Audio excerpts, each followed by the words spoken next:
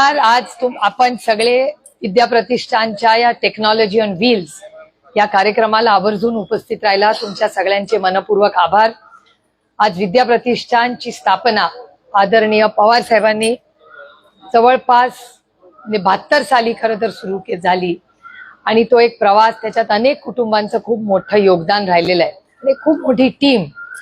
मग त्यातले शिक्षक असतील, त्यातले बाहेरचे येऊन आमचे ॲडवायझर्स असतील, स्थानिक बारामतीकर असतील, मग इंदापूरला एक शाखा झाली, त्याच्यानंतर भोरला एक शाखा झाली, अशा अनेक शाखा शाळा असेल, मग CBSEची शाळा असेल, ICSE, इंजिनिअरिंग कॉलेज, आणि त्याचा पुढचा टप्पा म्हणजे आर्टिफिशियल इंटेलिजन्स, कृत्रिम बुद्धिमत्ता, इथपर्यंत हे काम पोहोचलेलं आहे. आणि या मागे भारतीय सगळे लोक ज्यांनी खूप मोठं योगदान, कष्ट याच्यात केले, त्यांना मी मानाचा मुजरा करते आणि विद्याप्रतिष्ठानच्या नवीन उपक्रमाला मनापासून शुभेच्छा देते. आज अभिजित दिक्के जे आहेत ते आलेले आहेत, भारतात आंदोलन करत आहेत, चांगला प्रतिसाद मिळतोय. मात्र अभिजित दिक्केंची जी भूमिका आहे ती विरोधी पक्ष ही यशस्वी नाही आणि सत्ताधारी नाहीत म्हणून आम्हाला रस्त्यावर यावं लागतं. ठीक आहे, बघा, एका सशक्त लोकतंत्रामध्ये एक नवीन पक्ष कॉक्रोच पार्टी म्हणून त्यांनी जो काढलेला आहे, अर्थातच एका लोकशाहीमध्ये कोणाला पक्ष स्थापन करायचा नाही करायचा त्याचा अधिकार त्याला संविधानाने दिलेला आहे. त्याच्यामुळे माझ्या त्यांना शुभेच्छाच असतील. पुण्यातल्या विधान परिषद निवडणुकीमध्ये ज्या पद्धतीने तुम्ही माघार घेतली त्याच्यावर काँग्रेसने तुमच्यावर टीका केलेली आहे. 4 महिन्यामध्ये 2दा विश्वासघात राष्ट्रवादीने आमच्याशी केला आणि त्यामुळे आता इथून पुढे एकला चौऱ्याची भूमिका असेल असं काँग्रेस आघाडीमधून बाहेर पडण्याची त्यांची मागणी त्यांच्या वरिष्ठांकडे असेल याची मला काही माहिती नाही. काल वेणुगोपालजी जे जनरल सेक्रेटरी काँग्रेसचे आहेत, त्यांचा मला कालच फोन आला होता. इंडिया अलायन्सची मीटिंग आहे 8 तारखेला आणि त्यांनी आवर्जून आम्हाला त्यासाठी आमंत्रित कालच वेणुगोपालजींनी केलेलं आहे आणि त्या इंडिया अलायन्सच्या मीटिंगला राष्ट्रवादी काँग्रेसला काँग्रेसनी बोलवलं म्हणून आम्ही त्या नात्याचा मान सन्मान ठेवून मी स्वतः त्या मीटिंगला दिल्लीला जाणार आहे. पुण्यातल्या जागेमध्ये सकाळी त्या दिवशी आम्ही ठरवलं हे इलेक्शनलाही लढायचं. काँग्रेस, राष्ट्रवादी काँग्रेस आणि शिवसेनेची आमची सगळ्यांची सविस्तर मीटिंग ही सकाळी 11 ते दुपारी 1 सिल्वर ओक वर झालेली आहे. निर्णय सगळ्यांनी मिळून त्या मीटिंगमध्ये जे जे उपस्थित होते त्या सगळ्यांची चर्चा करूनच मग तो निर्णय घेतला गेला. जे त्या दिवशी मीटिंगमध्ये होते ते राष्ट्रवादी काँग्रेसचेही वरिष्ठ नेते होते, शिवरकरजी त्या मीटिंगमध्ये होते स्वतः, त्याच्यानंतर काँग्रेसचे नगरसेवक होते, राष्ट्रवादीचे काका आहेत काही, काका चव्हाण उपस्थित होते त्या दिवशी मीटिंगला, त्याच्यानंतर शिवसेनेचेही लोक होते. तर जी चर्चा झाली ती महाविकास आघाडीच्या सगळ्या घटकांची चर्चा करूनच आम्ही तो निर्णय पुण्याचा घेतला. जे नेते त्या दिवशी मीटिंगमध्ये हजर होते ते, त्याचं कारण असं की प्रचंड घोडेबाजार याची चर्चा सगळीकडे होत होती. काका होते त्या मीटिंगला, इथे काका स्वतः इथे, आणि तिथे काँग्रेस आणि शिवसेनेचेही सगळे लोक त्या मीटिंगमध्ये उपस्थित. काँग्रेसमधून शिवरकरजी होते आणि इथे कदम, जे कदम आहेत नगरसेवकजी, या सगळ्यांची आम्ही चर्चा करूनच जो निर्णय घेतला. आम्ही शहराध्यक्ष आहोत, आम्हालाच माहित नाही. त्याचं उत्तर माझ्याकडे नाही, ते तुम्हाला काँग्रेस पक्षाला विचारायला. जे काँग्रेसकडून जे आले ते ठीक ना. आता वेणुगोपालजींनी मला आमंत्रण केलं तर मी कसं काँग्रेसला म्हणणार की वेणुगोपालजी कोण. त्यांचं असं देखील म्हणणं आहे की महानगरपालिका निवडणुकीमध्ये राष्ट्रवादी एकत्र दिसते आणि पुन्हा एकदा आता आपण बघितलं या इलेक्शन मध्ये राष्ट्रवादीच्या उमेदवारासाठी म्हणजे अजितदादांच्या पक्षाच्या, मी तुम्हाला एक सांगू का, माघार घेतली. नाही मान्य आहे. 8 ठिकाणी बदल झालेला आहे. 8 कॅन्डिडेट्सनी माघार घेतलेली आहे, त्याच्यात काँग्रेसचीही आहेत ना. काँग्रेसच्याही लोकांनी माघार घेतली. नाही, प्रत्येक ठिकाणी सिच्युएशन वेगळे. घोडे बाजार हवाय का, मी तुम्हाला त्याचा पुढचा टप्पा सांगते. मी स्वतः सुप्रिया सुळे एक नागरिक आणि लोकप्रतिनिधी म्हणून एक पार्लमेंटमध्ये बिल मूव्ह करते. ते तुम्हाला लवकरच दिसेल की अशा या सगळ्या ज्या इलेक्शनमध्ये जो घोडे बाजाराचा आरोप होतो हे बंद झाला पाहिजे आणि हात वरती करून पार्टीच्या व्हिपनी सरपंच टू लोकसभा हे पारदर्शकच इलेक्शन झालं पाहिजे. हे बिल मी स्वतः मूव्ह करते आणि तुम्हाला पुढच्या काही काळात हा बदल झालेला दिसेल. आणि सगळ्याच पक्षांमध्ये काय काय झालंय. आता अशा प्रतिक्रिया येत आहे की महाविकास आघाडी नाही तर माघार पार्टी आता याला म्हणावं लागेल. भारतीय जनता पक्षाने मला तोंड उघडायला लावू नये. त्याच्यामुळे मी सुसंस्कृतपणे काही बोलत नाहीये, कारण का माझा तो स्वभावही नाहीये. आणि विधानसभेत लोकसभेत ताकदीने लढूच त्यांच्या विरोधात आम्ही. पण आत्ता हा जो घोडे बाजार झालाय तो कोण काय कसं काय झालंय या बऱ्याच गोष्टी तुम्हालाही माहिती आहेत आणि मलाही माहिती आहेत. म्हणूनच मी हे बिल मूव्ह करतेय की घोडे बाजार होऊ नये आणि कुठलंही इलेक्शन झालं तरी ते फक्त पैशाच्या जीवावर कोणीही लढू नये किंवा आईसच्याही म्हणजे इन्कम टॅक्स, सीबीआय आणि ईडी हिचीही भीती दाखवू नये. हा देश हा लोकशाही पद्धतीने चालला पाहिजे आणि त्याच्यासाठी जे काय करावं लागेल ते आम्ही करू. या तीन सगळ्या ठिकाणी महाविकास आघाडीला माहिती होतं त्यांच्याकडे स्कोअर काय आहे, किती मेंबर्स आहेत, मतदान किती आहे. तुम्हाला हे पूर्वीपासून माहिती होतं किंवा तुम्ही सीझन हा घोडे बाजार नंतरही होणार होतं हे सगळं माहिती असून तुम्ही जे वातावरण तयार केलं, जो तुम्हाला त्याने जो सपोर्ट मिळालेला होता किंवा इलेक्शन मध्ये जी रंगत आली की ऑल ऑफ सडन शेवटच्या दिवशी एका तासामध्ये विड्रॉ झाल्यामुळं सगळं प्रेशर तुमच्यावरती आले की तुम्ही अननेसेसरी हे प्रेशर तयार केलं किंवा हा इंटरेस्ट तयार केला आणि अचानक विड्रॉ केलं. तर ह्याचं नेमकं कारण काय? तुम्हाला जर आधीपासून माहिती होतं आपल्याकडे नंबर्स नाहीये, घोडे बाजार होणार आहे, तरी सुद्धा तुम्ही उमेदवार दिले, एक एक सोडून दोन दोन उमेदवार दिले, अचानक ते विड्रॉ केले. तर हा मेनली इगो सॅटिस्फाय करायचा विषय होता का? जेव्हा वळसे पाटील पवार साहेबांकडे गेले की मग विड्रॉ झाले, काँग्रेसकडे कोणी गेलं की मग त्यांनी विड्रॉ केलं. लोकल ज्या तुमच्या गिमिक आहेत त्या एकदा कम्प्लीट झाल्या की मग विड्रॉल करायचे आणि आधी काहीतरी वेगळा मेसेज असं सोशल मीडियावरती. नाही बघा, लोकशाहीमध्ये प्रत्येक बोलायला अधिकार आहे. मलाही इलेक्शन कधीच रंगत वाटलं नव्हतं. काय रंगत होतं या इलेक्शन मध्ये आणि घोडे बाजार इतका जाईल असं मलाही वाटलं नव्हतं, हे मी मान्य करते.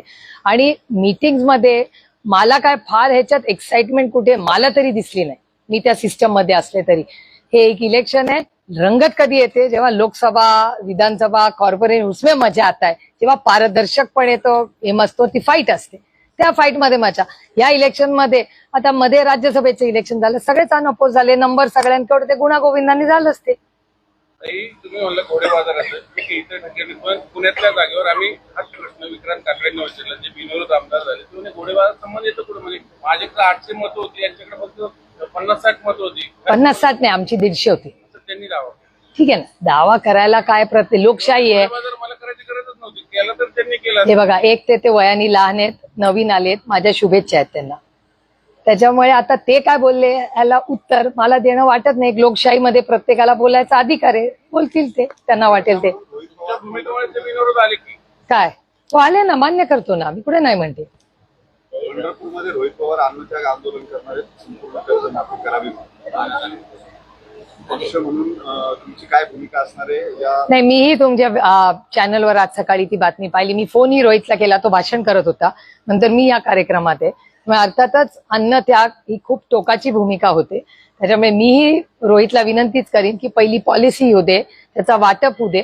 अन्नत्याग वगैरे या गोष्टी म्हणजे लोकांसाठी एवढी भूमिका घेतल्या ह्याला हिंमत लागते, त्याचं मी कौतुकही करते. पण पहिलं पॉलिसी काय आहे हे सगळं समजून घेऊया आणि मगच करू. आणि अर्थातच माझी विनंतीच राहील की कोणीही म्हणजे रोहितनी पण आणि कोणीच अन्नत्याग वगैरे करू नये. मोठी लढाई आहे आणि या लढाईसाठी आपण सगळ्यांनी ताकदीने उतरलं पाहिजे. माझी रोहितला विनंती राहील की अन्नत्याग करू नको, पॉलिसी येऊ दे, वाटप होऊ दे. जर लोकांवर अन्याय झाला तर अन्नत्याग करण्यापेक्षा दुसरं काहीतरी मोठ्या पद्धतीने आपण सरकारला भाग पाडू हे करायला. आरक्षणाच्या संदर्भामध्ये सरकारने काही निर्णय घेतले 2 दिवसामध्ये, त्याला आता ओबीसी समाजातून विरोध होतो प्रचंड आणि ते निर्णय अनकॉन्स्टिट्युशनल आहेत असं लिगल ओपिनियन सुद्धा समोर येत आहे. आंदोलनामध्ये जे मृत्युमुखी पडले त्यांना सरकारनं नोकऱ्या द्याव्यात अशा पद्धतीचं सरकारने जी भूमिका घेतली आहे, तर त्याला अनेक ओबीसी संघटनांकडून विरोध होतोय. आरक्षणाचं आंदोलन ही फार वैयक्तिक लाभाची बाब असताना त्यातल्या मृत्यूंना अशा पद्धतीनं किंवा त्यांच्या नातेवाईकांना नोकरी देणं हे योग्य नाही किंवा हे अयोग्य आहे, अनकॉन्स्टिट्युशनल अशी ओबीसीनी भूमिका घेतली. बघा, आरक्षण असू दे, शेती मालाला भाव असू दे, कांद्याचा प्रश्न असू दे, कर्जमाफी असू दे, हे जे सरकार आता आहे अतिशय दुर्दैवी आहे पण असंवेदनशील आहे आणि अनेक प्रश्नांबद्दल फार गांभीर्याने हे सरकार गोष्टी घेत नाही. आज महाराष्ट्राची आणि भारताची आर्थिक परिस्थिती अडचणीत प्रचंड आलेली आहे. पुढच्या काही कालावधीमध्ये नोकऱ्या असतील किंवा तुम्ही सगळा डेटा भारत सरकारचा बघा किंवा महाराष्ट्राचा बघा, हा आर्थिक अडचणी या पुढे फार मोठ्या आव्हान म्हणून आपल्यासमोर उभे आहेत. महागाई, बेरोजगारी आणि भ्रष्टाचार. मग नीटमध्ये झालेला भ्रष्टाचार असेल, महाराष्ट्रात चाललेला भ्रष्टाचार असेल, कॉर्पोरेशनमध्ये चाललेला भ्रष्टाचार असेल तो, किंवा प्रचंड महागाई जी चॅनल्सवर तुम्ही वारंवार दाखवता, प्रत्येकाच्या घरात ती झळ बसते, आणि बेरोजगारी जी वाढते, या सगळी फार मोठी आव्हानं आज आपल्या समोर आहेत. त्यामुळे पॉलिसी मेकर्स म्हणून माझी महाराष्ट्र सरकारला पुन्हा पुन्हा आणि भारत सरकारला विनंती आहे की या महत्वाच्या विषयांवर तुम्ही लक्ष द्यावे, आणि ज्या शेतकऱ्यांचा असेल आणि किंवा आरक्षणाचे मुद्दे असतील, हे ज्या पद्धतीने हे सरकार हाताळत आहे हे अतिशय चुकीचं आहे आणि दुर्दैवी आहे, आणि याच्यात समाजात तेढ निर्माण करायचं पाप हे महाराष्ट्र सरकार करते. राज ठाकरे असं म्हणाले की बॅलेट पेपरवर जोपर्यंत निवडणुका होत नाहीत तोपर्यंत निवडणुका लढवू नका. सगळ्यांनी ही भूमिका घेतली तर ते बदल शक्य आहे. तुमची ही भूमिका आहे? राज ठाकरे अनेक वेळा त्यांनी ही भूमिका मांडलेली आहे आणि ती रास्तही आहे, पण मी स्वतः 4 वेळा त्याच मशीनवर निवडून आल्यामुळे मग आमचे विरोधक आम्हाला म्हणतात की तुम्ही जिंकला की तुम्हाला मशीन चालतं, हारला की चालत नाही. पण मला असं वाटतं की भारतीय जनता पक्षाला एवढा आत्मविश्वास जर आहे की ते जिंकतात कॉपी न करता, मग जर राज ठाकरेंची एक मागणी आहे तर करून बघा एखादं इलेक्शन बॅलेट पेपरवर, काय हरकत नाही करायला. सगळ्याच विरोधी पक्षांनी निवडणुका लढवू नये असं त्यांचं म्हणणं आहे. हा त्यांचा एक मुद्दा आहे. आव्हान केलेलं आहे. नाही, त्यांचा हा प्रश्न आहे. आमची इंडिया अलायन्सची मीटिंग 8 तारखेला आहे, त्याच्यात त्यांचा हा मत किंवा काय आहे याची आम्ही सविस्तर चर्चा करूनच जो काही निर्णय होईल तो एकमतानेच होईल. काँग्रेस जनता पार्टीचं दिल्ली जंतर मंतर या ठिकाणी आंदोलन उपोषण सुरू आहे. मागणी आहे की मंत्री धर्मेंद्र प्रधान यांनी राजीनामा द्यावा. तुमची काय भूमिका आहे? खरंच असं काही होईल असं वाटतं का तुम्हाला? एवढ्या मोठ्या प्रमाणात जे आपण बघतोय पेपरमध्ये जो प्रकार घडतोय सगळं, तुम्ही बघितलं असेल आता सीबीएसईचे पण मोठ्या बदल्या झाल्या. प्रशांत लोखंडे जो एक मराठी सुपुत्रावर ही मोठी जबाबदारी दिली आहे, ही आपल्यासाठी खूप अभिमानाची आणि कौतुकाची गोष्ट आहे. आणि योगायोग बघा की आदरणीय पवारसाहेब केंद्रात मंत्री होते तेव्हा त्यांच्या टीममध्ये प्रशांत लोखंडे होते. त्याच्यामुळे आमच्या सगळ्यांसाठीच एक इमोशनल गोष्ट आहे की एक मराठी मुलगा त्याच्यावर आज देशाची जबाबदारी एवढ्या मोठ्या शिक्षणाची पडली, खरंच अभिमानाची गोष्ट आहे. पण त्याचबरोबर ज्या पद्धतीने शिक्षण खात्यामध्ये जो भ्रष्टाचार झालाय हा अतिशय दुर्दैवी आहे, त्याचा आम्ही जाहीर निषेध करतो. आणि माननीय प्रधानमंत्र्यांनी त्यांच्या मंत्रिमंडळात बदल करावे आणि अशाच व्यक्तीला जबाबदारी द्यावी ही मागणी मला रास्त वाटते. धर्मेंद्र प्रधान यांनी राजीनामा मागताना तुम्ही हे बघा, मला असं वाटतं एक मॉरॅलिटी ही योगायोगाने ते एक बिल आहे हे ह्याच सरकारने आणलंय 130th अमेंडमेंट, की एखाद्यावर आरोप झाला आणि 30 दिवसावर त्याला जर जेल झाली तर त्याला प्रधानमंत्र्यांना, मुख्यमंत्र्यांना किंवा प्रधानमंत्र्यांना एखाद्या मुख्यमंत्र्यालाही काढून टाकायचा अधिकार त्या बिलात येतोय. आणि त्याला या सरकारने कॉन्स्टिट्युशनल मॉरॅलिटी हा शब्द त्या बिलमध्ये वापरलाय. मला कॉन्स्टिट्युशनल मॉरॅलिटीचाच प्रश्न हा आजच्या सत्ताधाऱ्यांना विचारायचा की एवढा मोठा आरोप झालेला असताना कॉन्स्टिट्युशनल मॉरॅलिटी ही काय फक्त बिलामध्येच राहते का? मग तुम्ही जेव्हा म्हणता कॉन्स्टिट्युशनल मॉरॅलिटी घ्या, मग ही तुम्हाला लागू होत नाही. मग बिल करताना विरोधकांना आईस करताना, इन्कम टॅक्स, सीबीआय खोट्या नंतर वॉशिंग मशीन मधून स्वतःकडे घेताना कॉन्स्टिट्युशनल मॉरॅलिटी येत नाही, ती फक्त विरोधी पक्षालाच येते. आणि यांच्याकडे सब कुछ चंगी आहे.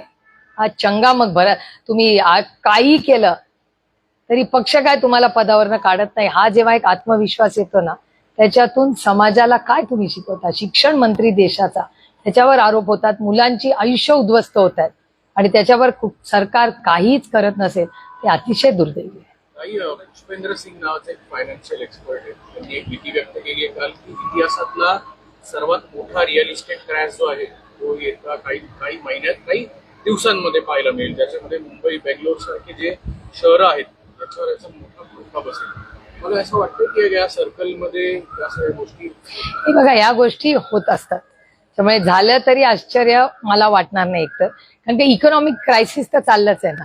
हा डेटाच सांगतो केंद्र सरकारचा, महाराष्ट्र सरकारचा. आता मी कालच प्रेसशी बोलत असताना त्यांना सांगितलं की केंद्रातून डेव्होल्युशन फंड येतो, तो फंड आला की तो एक सर्टन 2 गोष्टींनी पैसे कलेक्ट होतात सरकार, टॅक्स मधून, आणि दुसरा एक टॅक्स असतो जो फक्त केंद्र सरकार कलेक्ट करतो. तो आता कसा टॅक्स आहे? आता एज्युकेशन सेस म्हणतात, त्याला टॅक्स म्हणत नाही. सेस सगळा केंद्र सरकार ठेवतो, तो राज्यांना देत नाही. आता एक काळ असा होता ज्या गोष्टी टॅक्स मध्ये होत्या त्या सरकारने सेस मध्ये घेतल्या. म्हणजे सरकारचे सगळ्या राज्य सरकारचे पैसे काढून त्यांनी सेस मध्ये घेतले. आणि आजपर्यंत अनेक वेळा बजेटच्या सेशनमध्ये मी विचारले सेसचे पैसे कुठे जातात. सेस जेवढा कलेक्ट होतो शिक्षणाचा तेवढा शिक्षणावर खर्च होत नाही. मग हे मधले पैसे जातात राज्यांना देत नाही.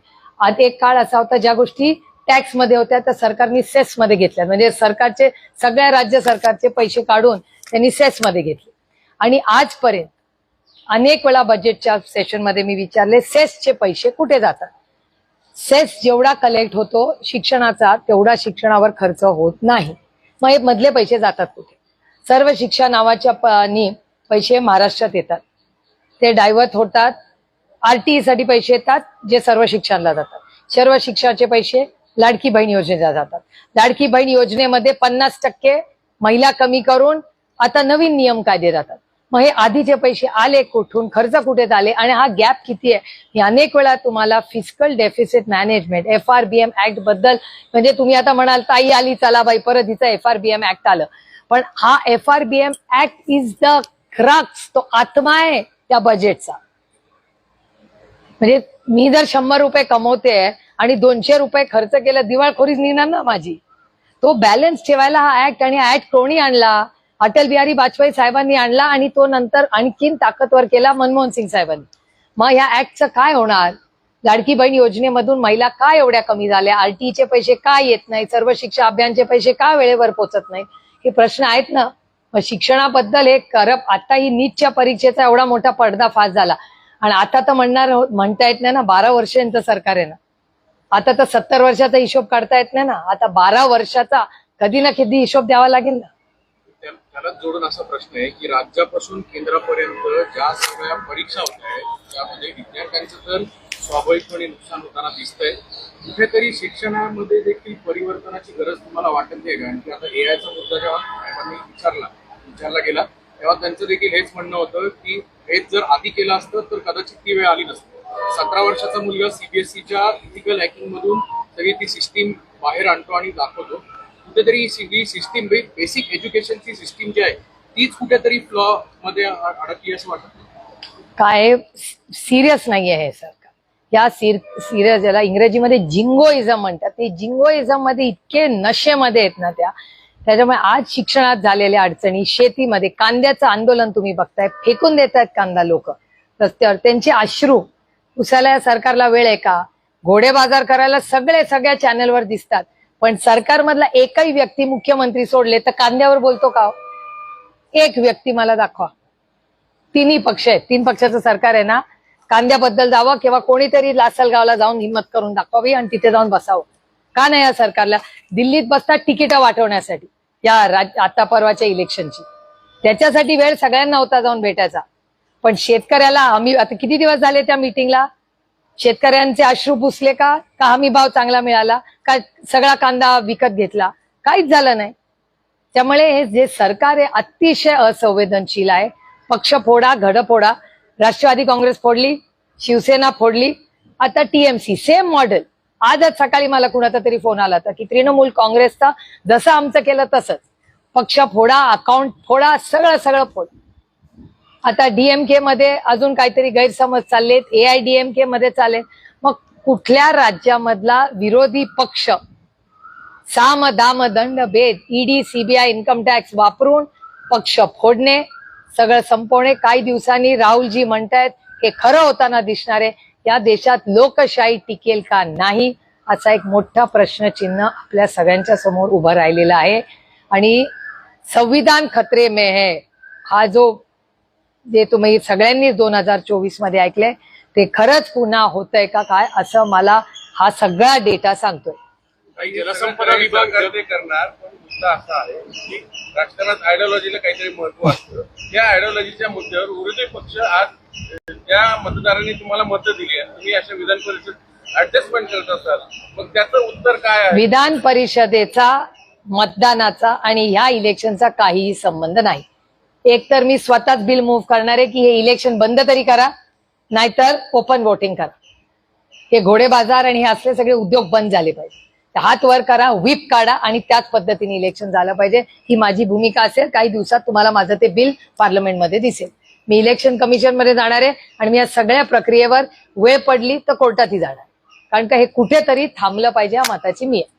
कुठल्याही बाजूला असू दे, सत्तेत किंवा विरोधात, या भानगडीच होता कामा नये. निवडून यायचंय तर या, आणि तुम्ही कशासाठी निवडून येताय ह्याची तर क्लॅरिटी असली पाहिजे. ह्यांच्यापैकी आयडिओलॉजी किती लोकांची क्लिअर आहे?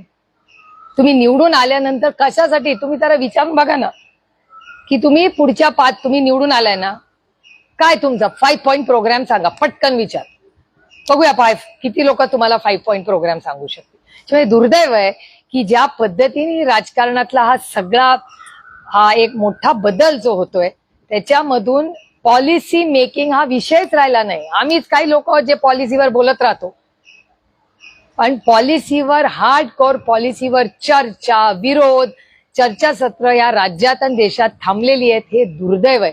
आम्हाला कुठे चर्चा, आम्हाला पार्लमेंटमध्ये थोडी मिळते. आणि माझं भाग्य की बारामतीकरांनी एवढा म्हणजे बारामती लोकसभा मतदारसंघांनी माझ्यावर विश्वास दाखवला. मी 3-4 JPCs वर आहेत, त्या जॉईंट पार्लमेंटरी कमिटीवर खरंच पॉलिसीवर काम करायची संधी आम्हाला मिळते. ते सोडून मला पॉलिसीवर चर्चा, विरोध होताना कुठेच दिसत नाही. हे दुर्दैव. काही जलसंपदा विभागाचं कार्यालय म्हणजे जे सिंचन भवन आहे ते पुण्यातून सोलापूरला एक भाग आणि कोल्हापूरला दुसरा भाग हे शिफ्ट होणार आहेत अशी चर्चा आहे आणि आरोप सुद्धा केलेत. आम आदमी पक्ष असं म्हणतोय की अजितदादा असते तर किमान पालकमंत्री म्हणून त्यांनी ही भूमिका घेतली असती की अत्यंत महत्वाचं कार्यालयाचे 2 तुकडे करून कोल्हापूर आणि सोलापूर सारख्या शहरात केले नसते, कारण कृष्णा खोरा असतील किंवा अनेक खोऱ्यांचे जी सेंट्रलाइज पोझिशन जे आहे हे पुणे शहर आहे. तरी हे दोन्ही तुकडे करून बाहेर जाणं हे दुर्दैवी वाटत नाही. नाही, याचं कारण काय एकतर म्हणजे हे या ऑफिस म्हणजे समजा एखादा बदल करायचा असेल पॉलिसीमध्ये, मी त्याच्या विरोधात नाही, पॉलिसी बदलत राहते, पण हे करायचं कारण काय? अशा वेळीस एका ऑफिस जे यशस्वीपणे काम करतंय त्याचे 2 तुकडे करून 2 शहरात त्याला मूव्ह करायचं कारण काय? याचं उत्तर मी एक पत्र लिहिणार आहे माननीय मुख्यमंत्र्यांना, त्या डिपार्टमेंटला, की त्यांनी आम्हाला सांगितलं तर पाहिजे का करतंय, काहीतरी कारण तर द्या. मनमर्जीने सरकार चाललंय आणि पुण्याचं महत्व हे वारंवार कमी व्हावं. आता पुण्याचा क्राईम, आता मी 3 दिवसापूर्वीच तुमच्याशी बोलले होते, तेव्हा माननीय CPंनी मला एक पत्र लिहिलं 10 पानी पत्राला मला आनंद वाटला. त्यांच्या मनाचा मोठेपणा की त्यांनी ते मला पाठवलं. मी CC बघितलं, पण त्याला मुख्यमंत्री आणि अमित भाई शाहना CCच नव्हती, कारण का डेटा त्यांचा होता ना, मी काही माझ्या कल्पनेतला डेटा नव्हता. तरी माझी नैतिक जबाबदारी म्हणून मला वाटलं चला, आपल्याला माहिती नाही, आपल्या पुण्याचं नाव खराब होतंय, आपणच अमित भाईंना आणि माननीय मुख्यमंत्र्यांना पत्र पाठवावं. तर मला वाटतं ते तर मी करणारच आहे. असं मी करायला घ्यायला, प्रिय अमित भाई शाह पत्र लिहायला, तेवढ्यातच गोळीबार झाला. आता म्हणलं आता कसं पत्र लिहूया? अमित भाई म्हणतील काय तुला माहिती नाही वाटतं डेटा, आता तुझ्या मतदारसंघात गोळीबार झाला, काय तू म्हणते क्राईम झालं, बरोबर आहे की नाही? म्हणजे क्राईम मीच डिफेंड करत होते CPंना की आता ही माहिती आली आहे तर माननीय अमित भाई शाहनाही माहिती असलं पाहिजे, कदाचित त्यांच्या सिस्टम मध्ये जरा काहीतरी एखाद्या आकड्याचं चुकीचं झालं असेल. पत्र लिहायला घ्यायला गोळीबार व्हायला एक वेळ झाली. कसं मी पत्र लिहू? माझी इच्छा आहे, पण तसं होत नाहीये ना. तुमचे चॅनल्स असतील, माझे सहकारी असतील, काका असतील, अण्णा असतील, ताई असतील, ह्या ताई तर मला सारखं सांगतात, बघा त्या तलवारी फिरतात, कोयता रात्री आम्ही लोकांची सेवा करत फिरतो, लोक तलवारी घेऊन फिरतात. अरे तू महिला म्हणून पुण्यामध्ये अनिताताईंना इतक्या वर्षात कधी भीती वाटली का? आता अनिताताईंना रात्री असं वाटतं की अरे बापरे आपण पुण्यात फिरतोय? अनिताताईंनी 24 तास लोकप्रतिनिधी म्हणून बिनधास्त फिरलं पाहिजे, पण तशी परिस्थिती नाही ना पुण्यात आज. आणि मग ते म्हणतात कोयता गँगच नाही, म्हणून मी आता एक चिप करते, त्याच्यामध्ये सगळे कोयता गँगचे तुम्ही दाखवता ना, कारण का मी तर काढलेले नाही ते व्हिडिओ, ते चॅनल्सचे आहेत. काही विरोधी पक्ष म्हणून काही क्रिएट नाही केलेलं AI मधून. चॅनलचं नाव, तारीख, वेळ हे सगळं एक नोट करून मी CPंना पाठवणार आहे, कारण का त्यांच्या त्या पत्रात आहे की कोयता गँगच नाही आहे या राज्य पुण्यामध्ये. हे सगळं थोडंसं काम मला दुपारी करायचं. बारामती लोकसभा मतदारसंघ म्हणजे बारामती इंदापूरमध्ये मोठा पाऊस झाला, गारपीट झाली, शेतीचं पण नुकसान झालं, आढावा घेतला का? हो, माझं कलेक्टरांशी बोलणं झालंय, कलेक्टर बाहेर आहेत, ते येतील आता. त्यांच्यावर त्यांनी रोल टाकलेला आहे. युगेंद्रही काल त्या भागात होता, तो येतोय त्या भागामध्ये. माझं भरणे मामांशीही बोलणं झालेलं आहे ऑलरेडी. मी भरणे मामांशीही बोलले, मी बारामतीच्या आमच्या सगळ्या पदाधिकाऱ्यांशी बोलले, कलेक्टरांशी बोलले, आणि पंचनामे लवकरात लवकर कसे करून घेता येईल करावे. पण हे एक गोष्ट आपण सगळ्यांनी लक्षात घेतली पाहिजे की आज बघा मुंबईची ही बातमी आली की मुंबईमध्ये पाणी नाहीये पुढच्या 40 दिवसानंतर. त्याच्यामुळे हा प्रश्न इथपर्यंत सीमित नाहीये की ही एक केस आहे. मी थोडा विचार करते की माननीय मुख्यमंत्र्यांना विनंती करावी की थोडा व्यापक आणि मोठा विचार करा. आज या सगळ्या बदलामुळे आज तुम्ही बघता 10 जून पर्यंत पाऊस आला पाहिजे, पावसाचा पत्ताच नाही आज. आणि आता तुम्ही राहुलजींचा नवीन उपक्रम बघितला का एन्व्हायरमेंट सेफचा? तर तुम्ही बघितलं का नाही? तो फॉर्म भरला का नाही? इकोबारचा लढा. आता झाडं वाचवण्यासाठी आपण सगळ्यांनी ताकदीने लढलं पाहिजे. राजकारण होत राहील पण जर पाऊसच नाही पडला, काळ्या मातीची इमान राखणारा शेतकरी जगू शकला नाही तर खाणार काय तुम्ही? पाणी नसेल प्यायला तर जगणार कसे आपे? लढाई तो होत राहील, MLC घोडेबाजार चलता रहेगा. पण जर माझ्या शेतकऱ्याला पिकाला मिळालं नाही, त्याला युरिया मिळत नाहीये या महागाईमुळे, त्याला कर्ज बँकेतून मिळत नाहीये, त्याला धरणातून पाणी मिळत नाहीये, खाओगे क्या भैया? घोडेबाजार तर नाही ना, पोट नाही ना भरत. जेव्हा पोटात आग लागते ना तेव्हा अन्नच लागतं. त्याच्यामुळे या महाराष्ट्र सरकारने हे बाकीचे हे सगळे थोडे दिवस उद्योग बंद करावे. माझी हात जोडून महाराष्ट्राच्या माननीय मुख्यमंत्र्यांना विनंती आहे की कधीतरी हे राजकारण फोडणं वगैरे सगळं थोडे दिवस बाजूला ठेवूया आणि महाराष्ट्रात होणारे नैसर्गिक बदल, अन्नधान्याचे होणाऱ्या पुढच्या अडचणी, त्यांच्या राशन डिस्ट्रीब्युशन मध्ये होणारा भ्रष्टाचार ज्याचा आरोप मी नाही केलेला, 4,000 कोटी रुपयाची जी यंत्रणा आहे, ती जी यंत्रणा आहे, जो कोर्टात केस चाललेली आहे, त्याचा निर्णय 22 तारखेला आहे. त्याच्यात असं वर्तमानपत्रात आणि चॅनलनं सांगितलं की 400 कोटी रुपयाचा भ्रष्टाचार त्या पूर्ण डिस्ट्रीब्युशन सिस्टम मध्ये आहे. हा आरोप माझा नाही असं वाचण्यात आणि टीव्हीवर आलंय. त्याच्यामुळे या सगळ्या प्रक्रियेची नोंद महाराष्ट्राच्या माननीय मुख्यमंत्र्यांनी घ्यावी. पुण्यात मविया राहणार आहे की नाही? महाविकास आघाडी ही देशात आणि इंडिया अलायन्स देशात आम्ही कट्टीबद्ध आहोत.